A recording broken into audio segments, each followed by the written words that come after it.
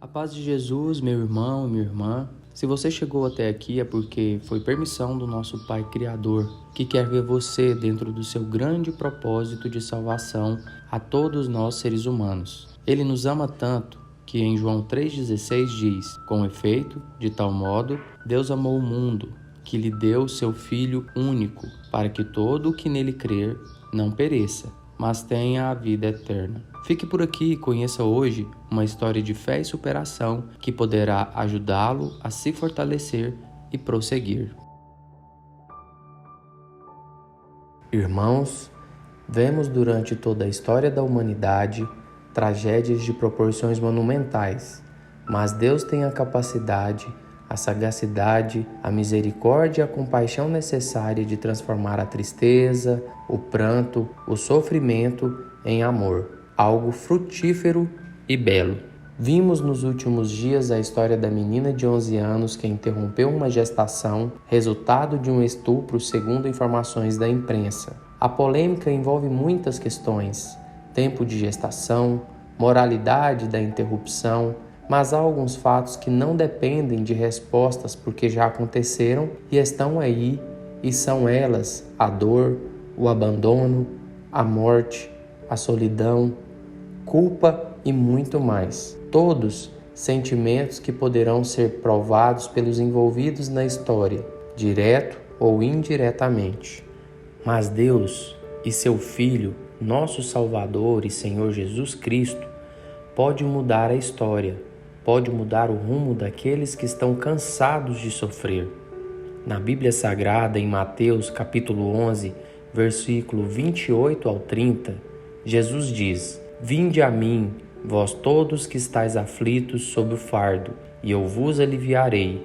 Toma meu jugo sobre vós e recebei minha doutrina, porque eu sou manso e humilde de coração, e achareis o repouso para as vossas almas, porque meu jugo é suave e meu peso é leve. É tendo estas palavras como referência que hoje venho contar o testemunho do colombiano Antônio Vélez Alfar.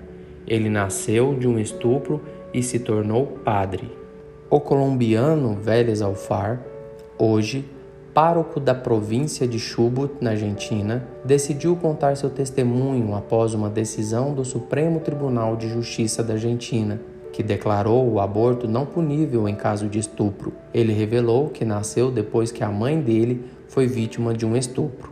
Assim ele disse: minha mãe era uma mulher de grande fé, devota e praticante.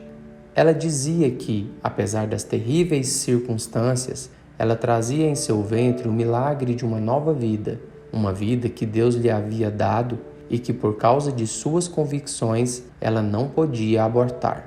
E se Deus permitiu, isso tinha que fazer sentido, disse o padre.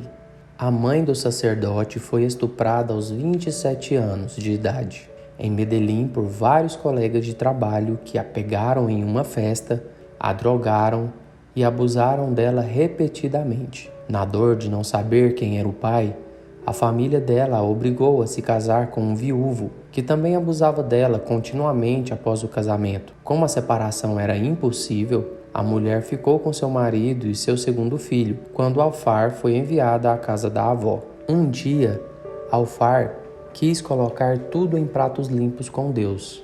E assim disse ele: fui à igreja para protestar contra Deus, porque uma coisa dessas deveria acontecer comigo. E enquanto eu gritava, um padre veio e me disse que eu estava fazendo a pergunta errada. Não é por quê, mas por quem, disse ele, o padre. Justamente por causa da minha situação, Deus estava me chamando para grandes coisas. Aquele padre lhe disse que Deus escreve certo por linhas tortas e que eu seria seu instrumento. E então ele começou a ler a passagem de Jeremias, onde Deus o chama, mas ele resiste e o Senhor lhe diz: não se preocupe, farei tudo por você.